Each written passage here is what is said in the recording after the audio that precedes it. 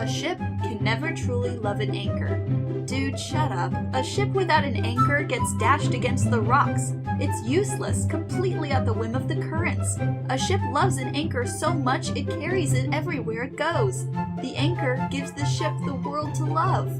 Dude, don't do this to me. A ship loves an anchor the same way a hearth loves a fire, with enough passion to make it a home. Dude, don't you do this to me! Relationships are not a game. Quit the, well, they didn't answer my text for 2 hours yesterday, so now I'm gonna wait 2 hours to answer theirs. Quit the, I'm not gonna tell them that I'm upset, because if they really care, they'll notice, and if they don't notice, they don't really care. Quit the, I'm not gonna text first, because it's their turn. Quit all of that. If you want to talk to them, talk to them. If you want to see them, ask them if they want to hang out. If you care about them, let them know. If you have something to say it. Stop playing all those silly mind games. It's a waste of everyone's time. Not to be fake deep, but admitting you fucked up and saying you're sorry is 100 million times more rewarding than defending flawed views or thoughtlessly, if unintentionally so, actions. 10 out of 10 would recommend. It's not losing face, it's earning respect. This is literally how you know you're an adult. I'm sorry I snapped at you. I'm cranky, but that doesn't excuse taking it out on you. I'm sorry I screwed this vital thing up. I thought I had it under control and didn't. Can we fix it by XYZ? I'm sorry I forgot we had plans tonight. I was distracted, but this is important to you. Let's do the thing. A sincere I'm sorry are two of the most powerful words in the English language. My favorite love language is trying, actually. Like when people try to learn your hobbies, or try to play the same sports that you play in an effort to get closer to you, people who try to love you the way you love people, people who will go to places you want to visit just for your sake, people remembering, putting in an effort, just trying. So, I'm actually from the future where we've been married 20 years. I am just here to resolve an argument over when and where our first date was. Oh, yeah? And how do you want to resolve this then? Well, you see, I thought on our first date we went bowling and had dinner. You thought our first date we got pizza and watched movies at my place. You have to tell me which one it was to settle this argument for the sake of our future relationship. I think you've gone back a little too far because we haven't done either of these yet. But if I got to choose, I think bowling and dinner would be our first date, and pizza at your place would be our second. That was exactly what happened! I knew I was right.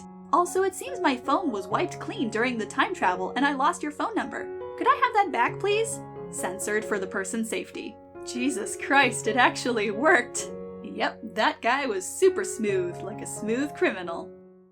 No one wants to really hear it, but lasting relationships include a lot of forgiveness, and patience, and compromise, and learning, giving up pride, and communicating. Forgiving what exactly? Forgiving the fact that there are people who are working through their past, like you, and will occasionally project their past traumas on you the way you might with them. Forgiving yourself, because growth takes time, and learning to be a pair is more work than just being on your own. Having partners you trust to forgive those moments where you might fall, help you back up and move forward, in my opinion, builds up the trust and love you need for a thriving relationship. That last comment was beautiful. If you don't love languages, hear me out. My Telugu friend had been affectionately calling me a Hindi speaker, Gundi, for 7 months. We didn't realize until recently that the word has two completely different meanings in Telugu and Hindi, and that we both had completely different interpretations of her affection. In Telugu, Gundi means small, button, round, cute. In Hindi, Gundi means female thug. Well, that's interesting. Having internet friends is the same as having IRL friends, but backwards. When you first meet someone IRL, the first thing you see is their face, and the first thing you learn is their name. Maybe you ask where they're from, what their family is like, what they like to do in their free time. You have to figure out if you want to be friends. But if you make friends over the internet, you already have a shared interest. You might learn each other's routines, time zones, different habits, but learning their real name is a big deal. Face reveals are an even bigger deal. The things you usually first learn about someone are some of the last things you learn about someone you meet online. You're making friends, but backwards. Love seeing everyone in the notes say how much they love their online friends and how grateful they are for them. Love seeing love in the world. Yeah, I've gotta say, I love my online friends. You all know who you are. Love you guys so much. I love villains that are the reverse of the idea that absence of love makes you evil. Villains that love to the point of paranoia and obsession. Villains whose love for someone corrupts them. Love being used for awful, evil things. Using love to justify horrific actions.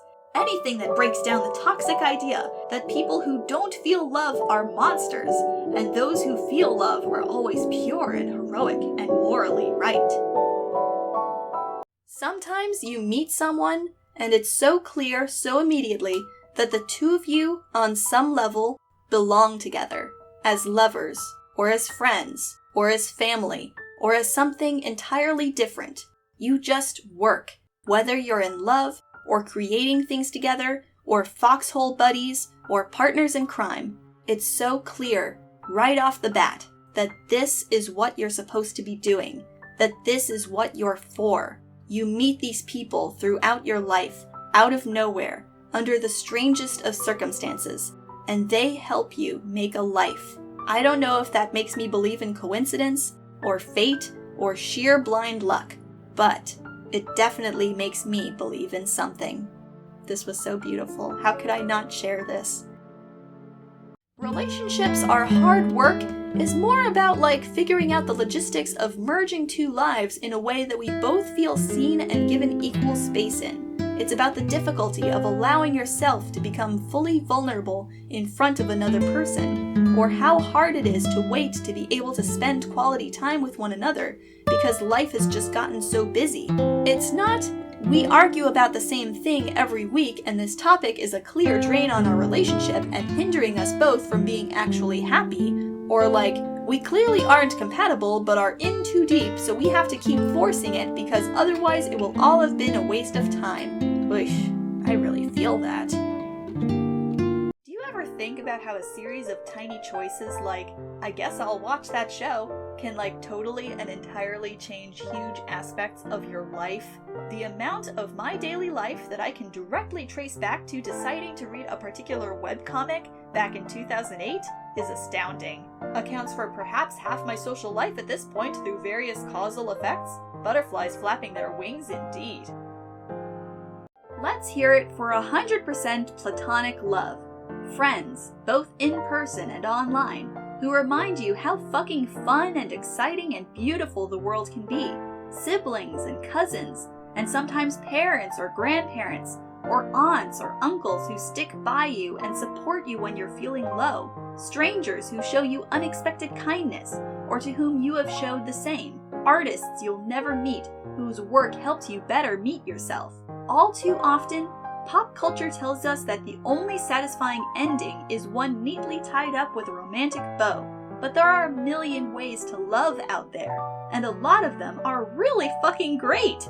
Love is love is love. It doesn't need to have flowers and fucking to be love.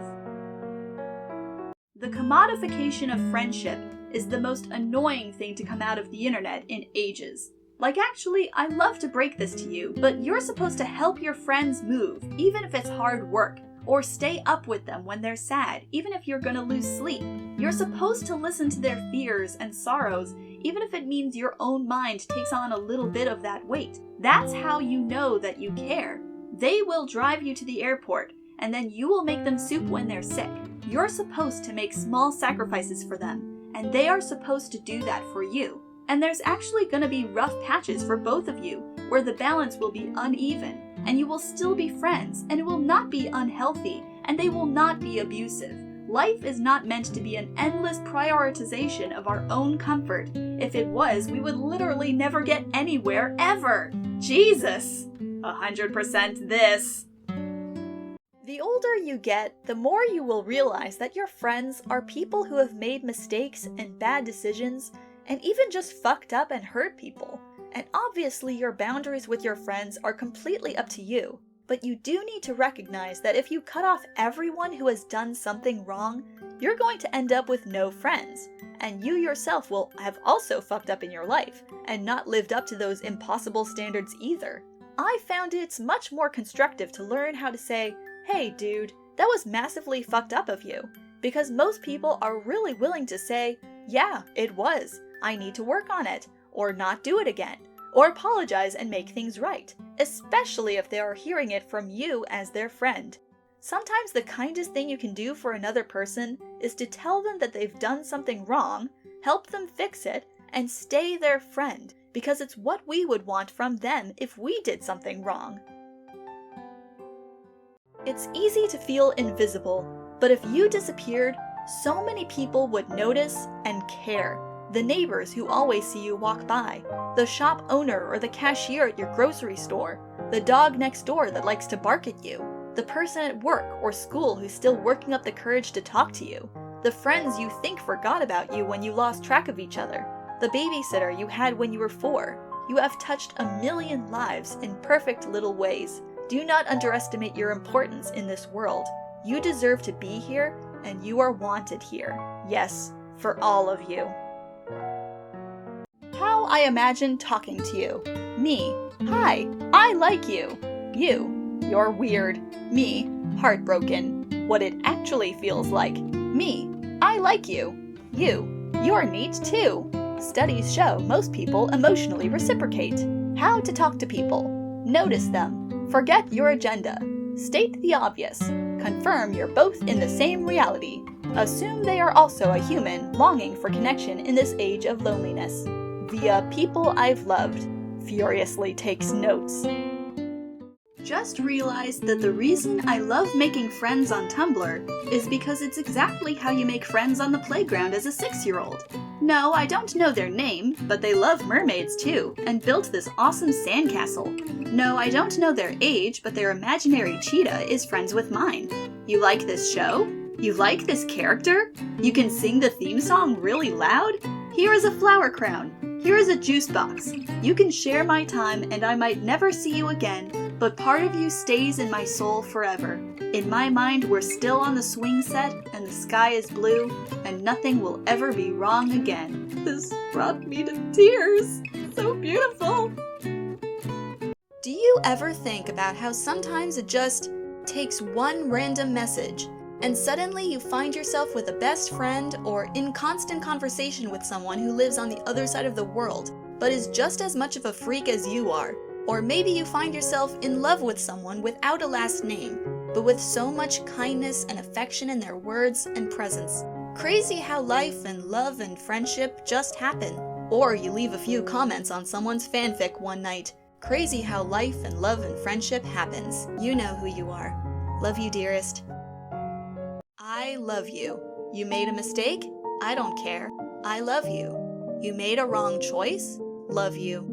You don't think you're good for anything? Guess what? You're good for loving. I love you. I was 15 when I made this post, and I'm 25 now, and still seeing people reblog and tag this with things about their lovers or their friends, or characters or themselves, or that they really needed this today.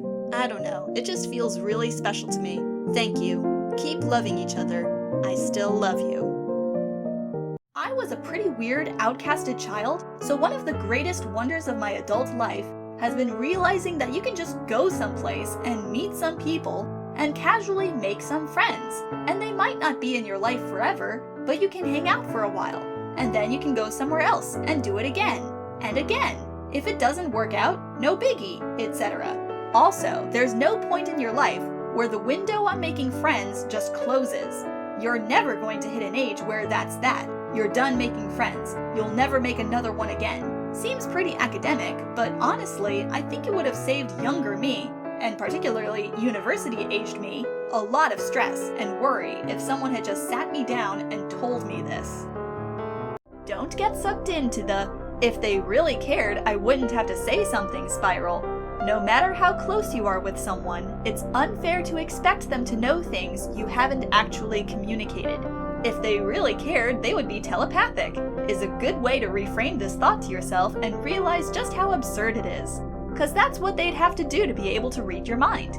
Do you love anyone enough to have developed telepathy? No, because that's impossible, and you're not allowed to feel bad about that either. No, if they really cared, I wouldn't have to say. And no, if I really cared, they wouldn't have to say either. Love is great. Clear communication is golden.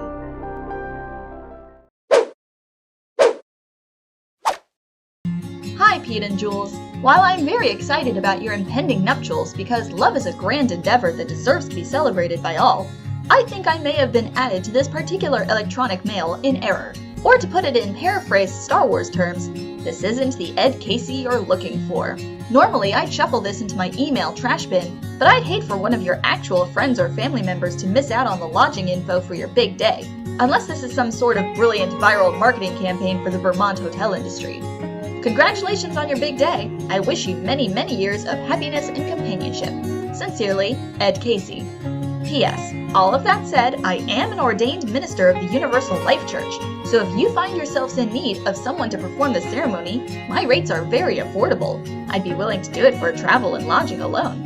The last wedding I officiated was described as touching, heartfelt, and funny, but not like too funny, by, I think, the groom's aunt or something while I was trying to get to the bar. Sometimes, I accidentally receive email intended for other people. I try to be helpful. Meanwhile, I haven't replied to like the last 6 emails from actual family members. I'm the worst. Updates! Jules replied to thank me for pointing out her error. She regrets to inform me that they already have an officiant. Ed, this email definitely made me chuckle. Thanks so much for letting me know I made an error. There shouldn't have been a period between Ed and Casey in the address. And we do have an officiant, but if we didn't, I'm sure my fiancé would appreciate a man who knows his Star Wars. Thanks again for getting back to me so I can get this email to the right Ed Casey. Jules. Then, while attempting to send the wedding weekend accommodations email to the correct Ed, she sent the original email to me again. I'm still trying to help. Hi, Jules. I'm not trying to cause a ruckus for the sake of causing a ruckus, and I assure you this isn't some kind of prank or long con, but this is still the same wrong Ed. I swear, I'm not trying to mansplain email to you or anything, but I don't think periods in Gmail addresses make it a different email address. I tested this once by sending emails to e.dcasey and a few other variations. Sorry again, and I hope you find the right Ed. If it's my namesake and Uncle Ed, I might have his email address, but he lives overseas, so that seems unlikely. Because like virtually all Eds everywhere, I'm sure he's a very cool dude. Congratulations again, and have a great weekend. Sincerely, other Ed Casey. P.S. If you can't locate the proper Ed Casey, but you've already printed the name cards for the table or whatever, I'd be happy to attend the festivities. Doubly so if your Ed is actually in the wedding, as I have experience as both a groomsman and a best man. Although in the interest of full disclosure, I should tell you that technically I was a co-best man due to the groom not wanting to hurt anyone's feelings by elevating one of us above the rest. Sent with my thumbs. I haven't heard from Jules since Friday, so I suspect this is the end of our correspondence, but I'll keep everyone posted. Update! Pete and Jules' big day is almost here. May you have many years of happiness and joy together.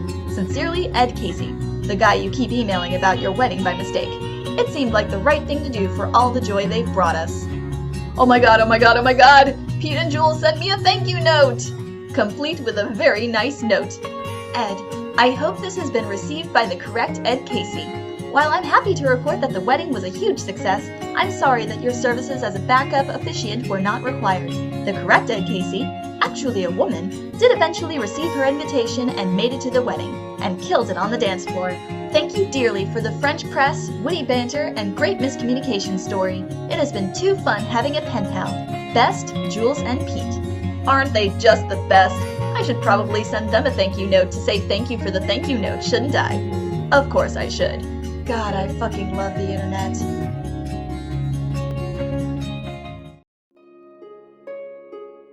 The moon asks the sun, "What do you know of love?" "It burns," said the sun. "It brightens. It is something you make and then give away." "Don't listen to him," said the clouds. "This big ball of gas doesn't know what he's talking about." "Yes, I do," said the sun. "Who but me makes the roses grow?" "We do," said the clouds. "Love nourishes, like the rain. We turn the hills green and fill the creeks so they will sing in their creek beds." "Why do you ask?" said the sun. "I think I might be in love," said the moon. "I am trying to understand." So the moon went and looked at the deserts. They were dry and hot and empty. See, said the clouds, but the deserts were still beautiful. And so the moon went and looked at the creeks in their beds, and they were cool and wet and full, and they were beautiful too. What do you think? The moon asked the sky. I want to know if I am in love. Ask the earth, said the sky. And so the moon asked the earth. The clouds cover me, said the earth. They make me bloom. The sun warms me. Without them, I would be cold and dry. You would be ugly without them. That is love? I would be cold and dry, said the earth, but not ugly. You are cold and dry, my little one. And you are beautiful. Not like you, said the moon. Not like the ocean. No one is like me. No one is like you, said the earth. I feel loveliest when she holds my light, said the moon. Who is it that you love, my child? What kind of love do you wish? Are there different kinds? The moon asked. The sun warms me and pulls me in. The clouds cover me when they remember. The sky turns every color for me. How do you and yours love? We dance, said the moon, and they knew she meant the ocean. I push and she pulls. I rise and set. She rises and ebbs. She pushes. I pull. We go around, and I watch her tides, and I do not think I will ever tire of calling her beautiful. Is that love? It is only your own reflection you see on the ocean's surface, scoffed the clouds. And the sun and the clouds were quiet and went away, and the stars came out from where they had been listening. Is this love? Said the moon. You are not asking the right people, said the stars. I have asked the sun, who burns, said the moon. I have asked the clouds, who cover. I have asked the sky, who stays forever. I have asked the earth, who made me. But have you asked the ocean, who loves you? Said the stars. Oh, said the moon. And so the moon went down to the ocean and asked, Is this love? And the ocean said, Yes. The Moon Asks a Question by Dirge Without Music. Illustrated by Purut Sukid.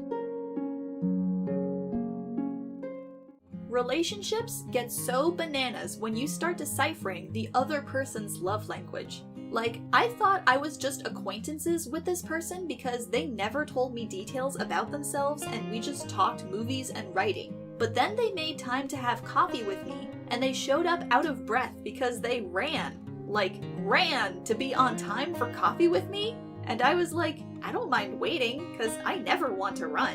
But they said they wanted every minute they could get because I'm so busy usually. Which is when it clicked that I didn't get how much they considered me a friend, because I just straight away didn't see my signs of affection in them and went, cool, casual buds it is. But now that I'm seeing their signs of affection, I feel a little silly for dismissing them like that, even though I felt like we could be best bros. Anyway, some people show affection through time or intensity or commitment and not vocally. I really have to remember that. FYI, just in case you didn't know, touch. Got a bro that likes to give high fives? Back slaps? Are they a hugger? Do they not blink an eye at cuddles? Quality time. This bro will, as OP stated, sprint to spend every minute possible with you. Every second that you guys are together is a declaration of affection. Words. Does your bro tell you how amazing and great and fantastic and wonderful you are all the time? Guess what? Gifts. Do they buy you coffee? Snacks? Energy drinks? Spot you at the restaurant? Did that one keychain remind them of you? Ding ding! Acts. Are they always doing things for you? I.e., nah bro, I got this. I can do that. Need me to get anything for you? I can help with? Pro tip. The way people show love is often how they receive love as well. Can I just say how much I love seeing this applied to friends or platonic relationships when I've only seen it about romantic ones before? Thank you! Ask Reddit. What's the most interesting anecdote an elderly person has told you that has significantly changed your views in life? Met an elderly Hispanic lady at a bus stop in Albuquerque. We went back and forth in Spanish for a bit. I'm a white guy, so she was pleasantly surprised, and she told me about her travel plans to go to her son's wedding. A real cute story involving him and his high school sweetheart finding each other after a long time being broken up.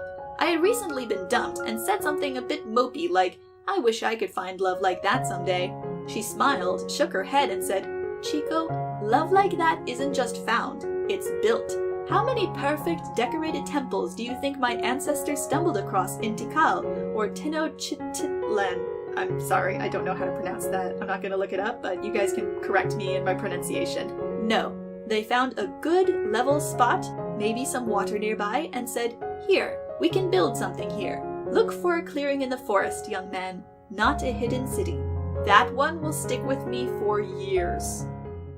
Don't commit long-term to someone until you've seen them stuck in traffic, until you've witnessed them dealing with slow internet connection, building an IKEA furniture set, or disappointed from their favorite team's loss. Don't marry until you've seen them completely drunk, waiting for food in a restaurant for entirely too long, or watched them search for their phone or car keys in a panic. Before you say yes to forever, see them angry. See them sick, scared, and focused. Notice when and what they want, when they lose, their patience is tested, and when they are stressed. You can't really change someone, but you can reveal them. Sometimes people didn't actually change later down the line. Perhaps you just never really knew who they truly were. This is good.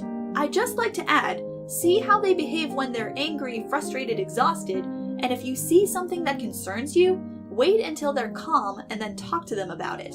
My husband used to yell when he got frustrated, but after I explained to him that I found it upsetting, he stopped yelling and started consciously working on asking for help before he got to that level of frustration. When I'm upset over something or just in a bad mood, I tend to withdraw. My husband explained to me that it makes him feel like I'm mad at him, so now when I need some space, I'll tell him what I'm upset about, or that I'm in a bad mood for no particular reason and I need to be alone for a little while. See your friends and partners at their worst, but don't assume that their worst is immutable. If someone loves and cares about you, they'll try to accommodate you to the best of their ability. This is the best advice I've ever seen on this site, and it is so important. Communication is everything, and is 80% of the reason my husband and I have such a healthy, strong, and supportive relationship. A lot of people ask me what my biggest fear is, or what scares me most, and I know they expect an answer like heights, or closed spaces, or people dressed like animals. But how do I tell them that when I was 17, I took a class called Relationships for Life, and I learned that most people fall out of love for the same reasons they fell in it. That their lover's once endearing stubbornness has now become refusal to compromise, and their one-track mind is now immaturity, and their bad habits that you once adored is now money down the drain. Their spontaneity becomes reckless and irresponsible, and their feet up on your dash is no longer sexy, just another distraction in your busy life. Nothing saddens and scares me like the thought that I can become ugly to someone who once thought all the stars were in my eyes.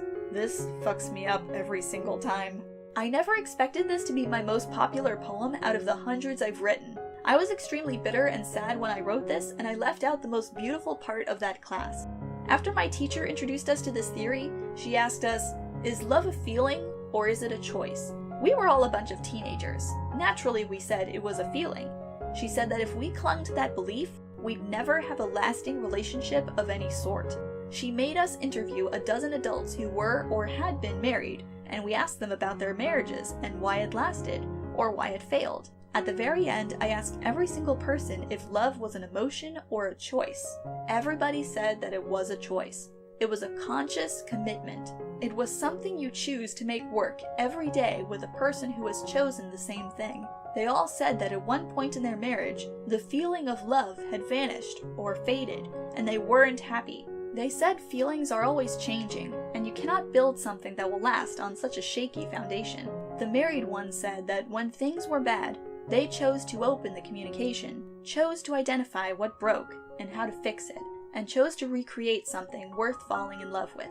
The divorced one said they chose to walk away. Ever since that class, since that project, I never looked at relationships the same way. I understood why arranged marriages were successful. I discovered the difference in feelings and commitments. I've never gone for the person who makes my heart flutter or my head spin. I've chosen the people who are committed to choosing me, dedicated to finding something to adore, even on the ugliest days. I no longer fear the day someone who swore I was their universe can no longer see the stars in my eyes, as long as they still choose to look until they find them again. This is so fucking important, and I think it's something I needed right now. I think that we as a society should get more comfortable with the idea that sometimes our friends will be attracted to us, and sometimes we will be attracted to our friends, and nothing needs to come of that. You don't have to date. You don't have to stop being friends. You can just keep hanging out. Self-control and respect exists.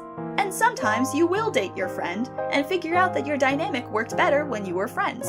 And then you can go back to being friends. It's really quite simple. Mature and cool even.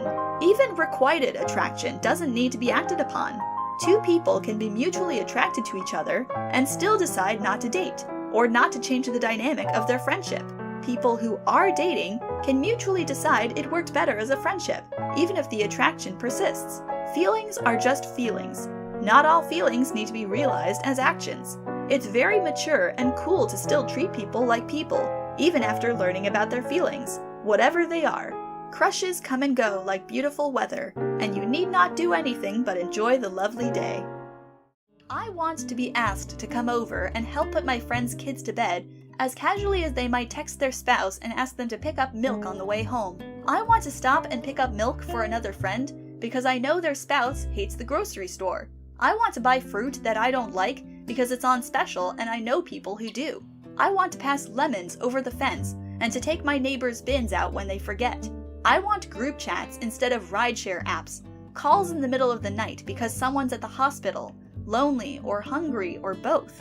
I want to do the dishes in other people's houses, extra servings wrapped in tinfoil, and tea towels so it's still warm when you drop it off, a basket of other people's mending by my couch.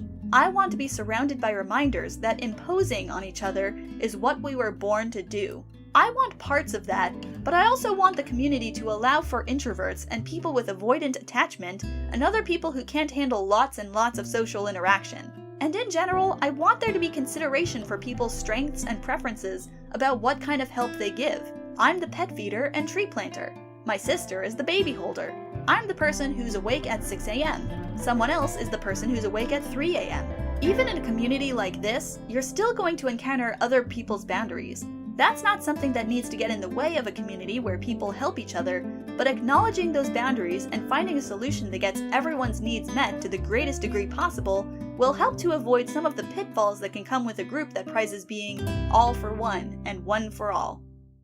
I don't know who cares to hear this, but if someone asks you to hang out, and you can't, but you genuinely want to hang out with them, let them know that the times they suggested don't work for you, and offer times that do.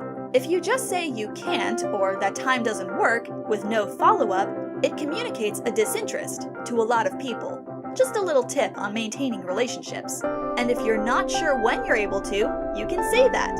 I've had to say to friends many times, I'm not sure if I'll be able to hang out this weekend because my fatigue has been bad this week. Can I get in touch when I feel better and we can plan something then? The answer has always been yes. It's also totally valid if someone proposes a high-energy activity, but you don't have the spoons for it, to ask if you can meet up and do something else instead. If you need permission to speak plainly about your needs, this is it. You can literally say any variation on, I'm really glad you texted, I've been wanting to hang out with you, but was finding it hard to get organized. That time doesn't work for me. I'm not sure when will. I'm worried I'll forget to text if we leave it too long. Can you ask me again on Wednesday? Etc., etc., etc. Communication is vital, people.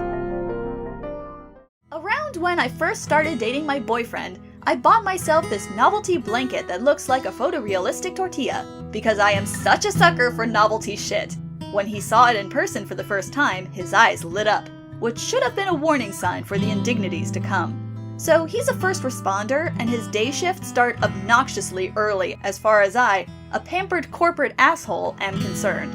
Almost invariably, when he's at my place, there will be an alarm at an hour that is downright unconscionable that will make him wake up and roll out of bed to get ready, and will simultaneously make me burrow under the pillows, grumbling about how surely nobody actually needs their lives saved this early in the morning, after which I will promptly, attempt to, go back to sleep. He is a clever man, and he knows this is when I am most vulnerable to attack. Every single time we do this dance, he quietly dresses, packs up, goes about getting ready to leave, and then when I have just fallen back asleep, he returns with the tortilla blanket. He finds it, no matter where I have hidden it. He then creeps silently up to my side of the bed and uses his superior speed, strength, and reflexes to wrap me up in it incredibly tightly while I am still dazed and sputtering so that I cannot move my legs or arms and am reduced to humiliating half-hearted Magikarp flops that do not deter him from at least attempting to kiss my forehead. Then he goes to my bedroom door, opens it, then pauses, turns around, looks at me, the soft human filling of the facsimile of an enormous burrito he has just constructed, and says in his best romantic lead voice, "I'll see you soon, Beans." You cannot understand how devastating it is to my ego that I am Beans. He doesn't even wish you a rice day. Aww. What is the most a dollar has ever gotten you? TLDR, a wife, 3 beautiful children, and frankly, my life as I know it. Story time. Back in junior high, I liked a girl and flirted with her quite a bit. One time, during a band trip, we stopped at a gas station, and she bought me a pack of gum. I tried to pay her back $1, but she refused, so I slipped the $1 in her pocket. She then slipped the dollar in my backpack, and so began the back and forth with the $1 bill. We found silly ways to give it back and forth. I mailed it to her house. She stuffed it in a gum wrapper and offered me a piece. I then decided that I would ask her out on this $1. I wrote, "Will you go out with me?" on it, and put it in a note and gave it to her. She said yes. Of course, it would be a terrible story otherwise, I suppose. About 4 years later, I still had the same dollar kept away. On our anniversary, I wrote, "Will you marry me?" on the bottom of the dollar. We have been married for 15 years and have 3 awesome kids. We still have that dollar stored away. I bought a hot dog. Oh, boo-hoo, you shouldn't ask your friends for favors. We're all adults. I just spent 3 hours pulling up carpet and staples for a friend's home renovation, and we all did nothing but chat and joke and have wonderful conversation the whole time. Helping somebody move or renovate or giving them a ride to the airport is functionally the same as going mini-golfing or playing a board game. It's an activity that you do that is made more fun by having good company, and which provides something to talk about when the conversation lulls. If you have someone who you interact with socially but never want to be inconvenienced with, that's not a friend, that's an acquaintance. Friendship is a social bond equally as important as a romantic partner or family member, and should have similar commitments. If your friend is down and out, it shouldn't even be a question of assisting them. You should have people in your life who are willing to do kindnesses for you, and you are willing to do so for them. Humans can't do things 100% by themselves. It's why we formed societies in the first place. And the idea that the only people we're allowed to ask for assistance are paid professionals we feel entitled to mistreat is an absurd new concept that we should be collectively trying to destroy.